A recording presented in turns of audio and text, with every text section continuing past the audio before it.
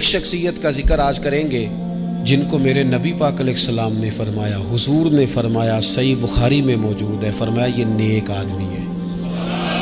اور یار جسے رسول کریم کہیں بندہ نیک ہے، رجل صالح، حضور نے فرمایا نیک آدمی ہے، جو بالغ نہیں ہوئے تھے اور اس سے پہلے ہی کلمہ پڑھ لیا تھا، جو حج کے مسائل سب سے زیادہ جانتے تھے، جنہوں نے 60 سال مکے اور مدینے میں فتویٰ دیا، صحابہ ان سے فتویٰ لینے آتے تھے، جو بدر کی جنگ میں بھی گئے، احد میں بھی گئے، پر محبوب نے فرمایا عمر تھوڑی ہے، ابھی واپس جائیے۔ خندق میں شریک ہوئے اور اس کے بعد ہر جنگ میں شریک ہوئے۔ مستدرک میں موجود ہے، حضرت جابر ابن عبداللہ فرمایا کرتے تھے زمانہ بدلا تو کچھ لوگوں میں بھی تبدیلیاں آئیں، میں نے بڑی دنیا بدلتی دیکھی، پر جن لوگوں کو نہیں بدلتے دیکھا نا، ان میں یہ شخصیت ہے جو ہمیشہ ہر دور میں ہر عمر میں نبی پاک کے طریقوں پر پوری طرح کاربند رہے، اوڑھنا بچھونا اٹھنا بیٹھنا چلنا ہر وقت حضور کی محبت میں غرق ہو کے کیا۔ کون ہے بلا؟ حضرت عمر کے بیٹے سیدنا عبداللہ ابن عمر رضی اللہ تعالی عنہ، ابھی بالغ نہیں ہوئے تھے، مسلمان ہو گئے، اور زندگی ساری مصلے سے لگ کے گزاری، عبادت کی، ریاضت کی، تقوی، جد و جہد، معاملہ فہمی، جہاد۔ والد امیر المومنین ہے، لیکن صاحبزادے کی خواہش ہے کہ مجھے فوج میں بھیجو، میں جہاد کرنا چاہتا ہوں، اور جہاد بھی سپہ سالار بن کے نہیں، سپاہی بن کے کرنا چاہتا ہوں۔ سب سے پہلی بات تو یہ تھی کہ علم و فضل بڑا تھا،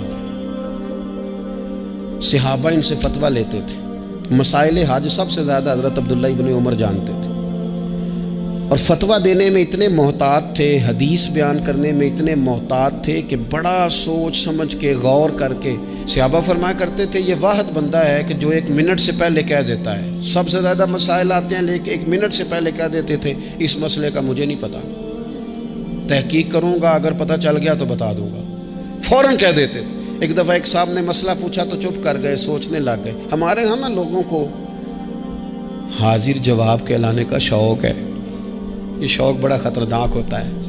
اگر آپ حاضر جواب ہیں تو بڑی اچھی بات ہے، لیکن حاضر جواب کہلانے کا شوق تو نہ پیدا کریں۔ اگر آپ کو پتہ ہے، صحیح بخاری میں حدیث ہے، نبی پاک علیہ السلام نے ایک دن پوچھا تھا صحابہ سے کہ وہ درخت کون سا ہے جس کی مثال مومن کی طرح ہے؟ تو حضرت عبداللہ ابن عمر کہتے ہیں مجھے پتہ تھا کہ وہ کھجور کا درخت ہے، اور میں نے جواب نہیں دیا۔ کیوں نہیں دیا؟ فرمانے لگے ابو بکر صدیق بیٹھے، فاروق اعظم بیٹھے، مولا علی بیٹھے، بزرگوں کی موجودگی میں جواب دیتا پھروں؟ یہ ٹھیک نہیں ہوتا، یہ صحیح نہیں ہوتا۔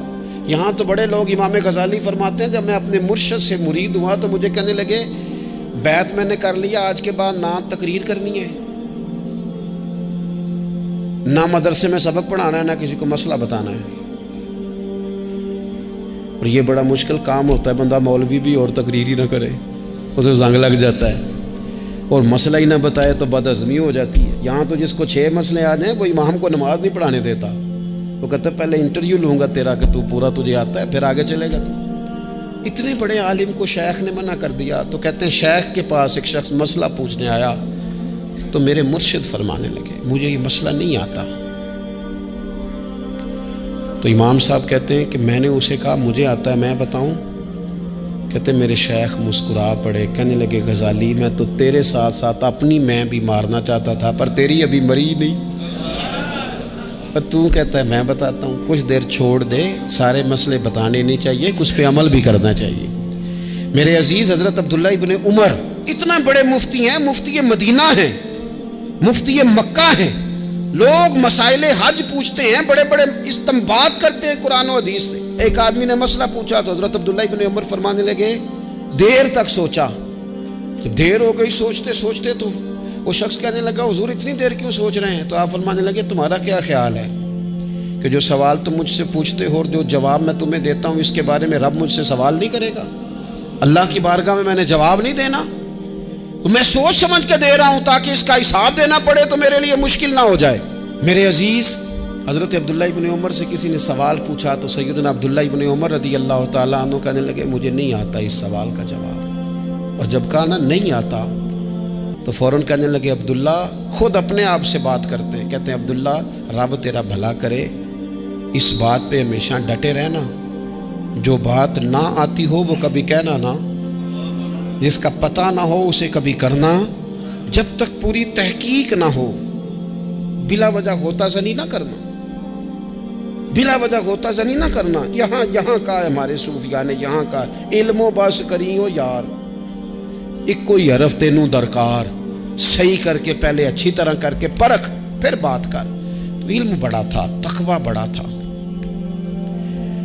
اس کے ساتھ ساتھ پھر یہ تھا کہ غریب پروری بڑی تھی۔ ایک بندہ خیرات لے کے گیا، وہ پھر لائن میں لگ گیا ہے، اسی کیا کیدہ پلا تو پھر آ گیا ہے۔ تو حضرت عبداللہ ابن عمر بندہ دوبارہ آتا نا تو کسی سے قرضہ لے کے کہتے یار اس کو بڑی ضرورت تھی تو دوبارہ آیا ہے نا، ایک دفعہ تم ذرا دے دو، میں تمہیں دے دوں گا، اس کو دینا ہے۔ جتنی دفعہ شام کو کھانا کھاتے اتنی دیر حضرت عبداللہ ابن عمر کھانا نہیں کھایا کرتے تھے جب تک کوئی یتیم آ کے دسترخوان پہ بیٹھ نہ جاتا، نہیں گزارا ہوتا۔ اور یار کیسے لوگ کھا لیتے ہیں، اعلیٰ غذائیں کھا رہے ہیں، اور ایک طرف ایک بہن مجبور بیٹھی ہے، بھائی مجبور بیٹھا ہے، سسرالی رشتہ داروں میں لوگ مجبور بیٹھے ہیں، عزیزوں میں لوگ مجبور بیٹھے ہیں، یتیم غریب مسکین، اور یہ روز نئے سے نیا ذائقہ، جب تک یتیم نہ ہوتا کھانا نہ کھاتے۔ اور صدقات و خیرات بھی کرتے تو جس طرح ہم کرتے ہیں نا، ناراض نہ ہونا۔ کبھی کبھی نا بعض لوگوں کو بانٹتے دیکھتے ہیں تو تکلیف ہوتی ہے، آپ نے دینا تو ہے تو اگر خوش دلی سے دے دیں، عطا تو کرنا ہے تو اگر چلو صحیح طریقے سے ہو جائے، ہنس کھیل کے ہو جائے، پریشان نہ کیا جائے سائل کو، تو کتنا اچھا ہے۔ ان صوفیاء کا بھی ہم نے تذکرہ کتابوں میں پڑھا ہے جو کہا کرتے تھے اگر رب نے دروازے پہ کسی کو بھیجا ہے تو اس کا مطلب ہے اللہ راضی ہے، لیکن ہمارا لہجہ اتنا سخت ہوتا ہے۔ حضرت عبداللہ ابن عمر ایک اونٹنی پہ بیٹھے تھے، اونٹنی بڑی پیاری لگی، بڑی خوبصورت تھی، بڑی بہترین تھی، بڑی صاف ستھری تھی، تو 2-3 دفعہ اپنے غلام سے کہا یار بڑی پیاری ہے، بڑی خوبصورت ہے، دیکھو اس کا چلنے کا انداز کتنا نرالا ہے۔ آج کل بھی ڈرائیور گاڑی چلاتے ہیں تو کہتے ہیں بڑی ہلکی پھلکی ہے جی، بریکیں بھی بڑی ٹھیک ہیں جی اس کی، فلاں معاملہ بھی اس کا بڑا صحیح ہے۔ وہ اتنی پسند آئی اونٹنی تو اونٹنی سے اترتے ہی فوراً کہنے لگے اس کو نشان لگا کے قربانی کے جانوروں میں چھوڑ دو، یہ زیادہ پیاری ہے، اسے رب کے رستے میں خیرات کریں گے۔ کیوں؟ ایک باریک نکتہ صوفیاء نے بیان کیا ہے۔ اللہ کے نیک بندے کہتے ہیں کسی جگہ بھی تمہارا دل اللہ رسول کے مقابلے میں الجھنا نہیں چاہیے۔ کوئی ایسی چیز جو رکاوٹ بن رہی ہو، رکاوٹ، وہ کیا کہتے ہیں کچرا آ گیا ہے، اس کچرے کو لوگ ٹھیک نہیں کرتے، کہتے نکال دو تاکہ معاملہ صحیح رہے۔ ایک چھوٹا سا باریک سا ہلکا سا دھاگے کی طرح کا ایک ٹکڑا اگر کسی وقت گوشت کا آپ کے دانت میں الجھ جائے نا، وہ سارا ذائقہ تباہ کر دیتا ہے۔ لوگ مختلف چیزیں لے کے خلال کرتے ہیں دانتوں کا تاکہ وہ نکل جائے، کیونکہ ذرا سی بھی چیز اگر کسی جگہ رکاوٹ بن جائے نا، آپ بڑا بہترین کھانا کھا رہے تھے، زبردست غذا آپ کھا رہے تھے، ایک صرف اس میں نا ہلکا سا دانہ ایسا آیا جو سخت تھا، کچرا آ گیا، روڑا آ گیا، تو وہ سارے کھانے کا ذائقہ تباہ کر دیتا ہے۔ بعض لوگ ایسے ہوتے ہیں کہ ایک بال نکل آئے نا کبھی کھانے میں سے تو کھانا چھوڑ دیتے ہیں، کہتے ہیں یار یہ سارا ذائقہ خراب ہو گیا۔ ہمارے ساتھ یہ ہوا ہے، یہ تو ہے نا دنیاوی معاملات، اسی طرح کا مسئلہ روحانی زندگی میں ہوتا ہے۔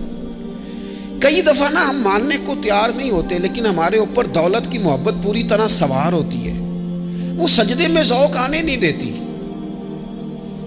شہرت کی محبت پوری طرح سوار ہوتی ہے، وہ درود و سلام کا، ذکر کا، عبادت کا ذائقہ لگنے نہیں دیتی۔ وہ جو کہا تھا نا والذین آمنوا اشد حبا للہ، ایمان والے سب سے بڑھ کر اللہ سے پیار کرتے ہیں، سب سے بڑھ کر رسول اللہ صلی اللہ علیہ وسلم سے محبت کرتے ہیں۔ کیوں کہا گیا تھا؟ اس لیے کہ ان محبتوں کے مقابلے میں ذرا بھی کوئی اور محبت آتی ہے روحانی ذائقہ خراب کر دیتی ہے، ہمارا دل نہیں لگتا، ہم بور ہوتے ہیں، ہم پریشان ہوتے ہیں۔ مسئلہ یہ ہے کہ جس دل میں صرف رب رسول کو ہونا چاہیے تھا وہاں شہرت آ گئی ہے، شہرت کی محبت آ گئی ہے، دکھاوا آ گیا ہے، مال آ گیا ہے، کئی قسم کے ہم نے بت معاذ اللہ اکٹھے کر لیے، اور پھر وہ ساری کیف مستی آئے، یہ کیسے ہو سکتا ہے؟ حضرت عبداللہ ابن عمر رضی اللہ تعالیٰ عنہ کے پاس ایک گدھا تھا. ہم پنجابی میں تو کہا کرتے تھے کہ بڑا ساؤ جانور ہے، بڑا دھیما ہے، بڑا اچھا ہے، سواری بھی کرتے تھے اس پہ، اس پر بوجھ بھی رکھتے تھے، اور بھی کئی کام، جانوروں کا چارہ بھی اس پہ رکھ کے لایا جاتا تھا. بہت سارے لوگ اس کی تعریف کرتے تھے کہ ظاہر ہے اس وقت یہ جانور ہر گھر کی ضرورت ہوتے تھے. لوگوں نے بڑی تعریف کی کہ جناب یہ گدھا بڑا اچھا ہے، بڑا عمدہ ہے. اب بعض چیزیں ایسی ہوتی ہیں جن سے دل لگ جاتا ہے. کچھ نوجوانوں نے گھروں میں بلی رکھی ہوتی ہے، گھوڑا رکھا ہوتا ہے، جانور رکھے ہوتے ہیں، ان کی پوری توجہ انہماک. ہم دیکھتے تھے دیہاتوں میں کہ بزرگ اگر کہیں چلے جاتے تھے سفر پہ تو وہاں سے بھی پیغام بھیجتے تھے کہ گائے کو چارہ ڈالا کہ نہیں، بھینس کو نکالا کہ نہیں، تم نے باڑے سے دھوپ چھاؤں کا خیال کیا کہ نہیں.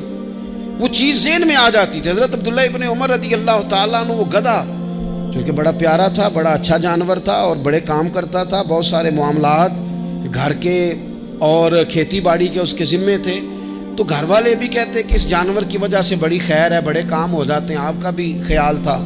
حضرت عبداللہ ابن عمر ایک دن گھوڑے سے نیچے اترے یا اس گدھے سے نیچے اترے تو خادم کو بلا کے کہنے لگے اسے لے جاؤ اور بیچ کے پیسے اللہ کے راستے میں خیرات کر دو. اب وہ خادم کا بھی اس سے دل لگ گیا تھا، جانور گھر میں ہوتا ہے دلچسپی ہو جاتی. کہنے لگا حضور وہ سارا محلہ تو اس کی تعریف کرتا ہے، سارے خاندان والے تو اس جانور سے دلچسپی رکھتے ہیں اور آپ بیچ رہے. آپ فرمانے لگے جس طرح سب کا دل اس کی طرف ہے نا کہ اچھا جانور ہے، میرا بھی ہو گیا ہے، لیکن میں اپنے دل کو سوائے رب رسول کے کسی اور طرف ہوتا دیکھ نہیں سکتا. اعظم بلا سے اپنی وہ ہستی ہی کیوں نہ ہو، اعظم بلا سے اپنی وہ ہستی ہی کیوں نہ ہو. جو چیز اس کی راہ میں حائل ہو پھونک دو، جلا دو ایسی ساری چیزیں جو ان کے راستے میں آتی ہیں. فرمایا اس کی طرف توجہ ہونے لگی ہے، لہٰذا میں اسے اب رکھ سکتا. مزاج تھا، طبیعت تھی، طریقہ اس طرح کا تھا کہ وہ. پھر ایک اور بات بڑی خوب تھی، حضرت عبداللہ ابن عمر ان لوگوں کی پذیرائی بڑی کرتے تھے جو خیر کا کام کرتے تھے. دینی کام کوئی بندہ بھی کرے اس کی پذیرائی ہو، اس کی تعریف ہو، خیر کے جملے ہوں تاکہ دینداری پھیلے. حضرت عبداللہ ابن عمر رضی اللہ تعالیٰ عنہ کو نا غلام آزاد کرانے کا بڑا شوق تھا. دیکھیں ایک بندہ کسی نے خرید لیا ہے، وہ اس کا پابند ہے، بڑی تکلیف میں ہوتے تھے لوگ.